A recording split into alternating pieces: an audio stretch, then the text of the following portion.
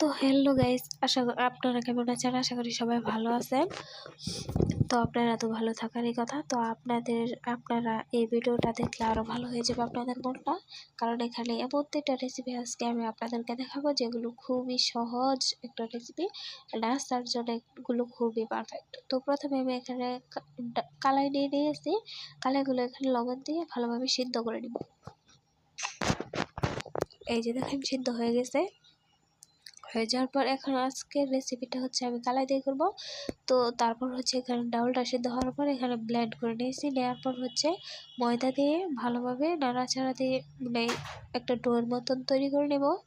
নেওয়ার পর হচ্ছে এখানে আমি কোরানো নারিকেল নিয়ে নিয়েছি আর গুড় দিয়ে ভালোভাবে মানে নাড়াচাড়া দিয়ে নিয়ে নিয়েছি। তারপর হচ্ছে এখানে একটু ঘি দিয়ে এভাবে ডোটা ভালোভাবে তৈরি করে নেবো। নেওয়ার পর হাত দিয়ে এভাবে চ্যাপটা চ্যাপটা করে এখানে আমি ওই নারিকেল আর গুড় দিয়ে তৈরি করা ভিতরে এইটা দিয়ে দিব। দিয়ে দেওয়ার পর হচ্ছে এগুলোকে তেলের মধ্যে ভেজে নেব ভালোভাবে। দেখেন কত সুন্দর একটা রেসিপি হয়ে যাচ্ছে, মানে খুব সহজভাবে। তারপর হচ্ছে এখানে চিনি দিয়ে দিয়েছি আর নারিকেল একটু কুড়ানো নারিকেল দিয়ে এগুলোকে ভালোভাবে ভেজে নেব। এটা দেখতে একদম আগে মানে অনেক সুন্দর লাগছে দেখতে, একদম মিঠা জাতীয় একটা জিনিস। যারা মিষ্টি পছন্দ করে তাদের জন্য এই ভিডিওটা। তারপর হচ্ছে এখানে আমি মানে কটকটি মানে যেটাকে বলে সে ওইটা তৈরি করে নেবো। তো এখানে পানি আর চিনি মিক্স করে এখানে ঘি দিয়ে দিয়েছি। তারপর এখানে ময়দা দিয়ে ভালোভাবে মিক্স করে নেবো। নেওয়ার পর এই যে দেখতে তারপর হচ্ছে আমি একটু ইস্ট দিয়ে দিয়েছি। তো ভালোভাবে মিশিয়ে নেওয়ার পর কিছুক্ষণ সময় ঢেকে রেখে দেব। রেখে দেওয়ার পর হচ্ছে আমি এখান থেকে এই ডোটা নিয়ে বেলে নিব রুটির মতন করে। তো এত নরম করে বেলবেন না, ভালো একটু করে বেলবেন। এই যে দেখেন এভাবে আমি স্কোয়ার শেপ করে কেটে নিয়ে ডুবো তেলের মধ্যে ভেজে নিয়েছি। আর এই যে তৈরি হয়ে গেলো রেসিপি নাস্তাটা।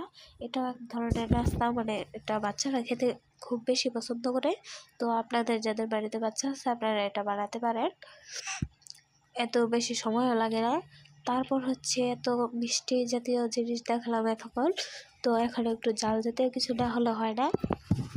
তার জন্য আমি এখানে ময়দা দিয়ে পানি দিয়ে লবণ দিয়ে গুলে কিছুক্ষণের জন্য রেখে দেবো। তারপর হচ্ছে একটা কাঁচা আলু গ্রেট করে নিয়েছি। নেওয়ার পর এটাকে ভালোভাবে ধুয়ে নিয়েছি। নেওয়ার পর হচ্ছে পেঁয়াজ কুচি, মরিচের গুঁড়া, চাট মশলা, গরম মশলা সব, তারপর হচ্ছে লবণ, জিরে গুঁড়ো, ধনিয়া সব কিছু দিয়ে দিয়েছি। দিয়ে ভালোভাবে মিক্স করে নিয়েছি। নেওয়ার পর হচ্ছে এই ময়দার ডোটা নিয়ে 2 ভাগ করে নিয়ে 1 ভাগ বেলে নিব রুটির মতন করে। তারপর হচ্ছে একটু টমেটো সস মিশিয়ে তারপর ভিতরে এগুলো দিয়ে দিব।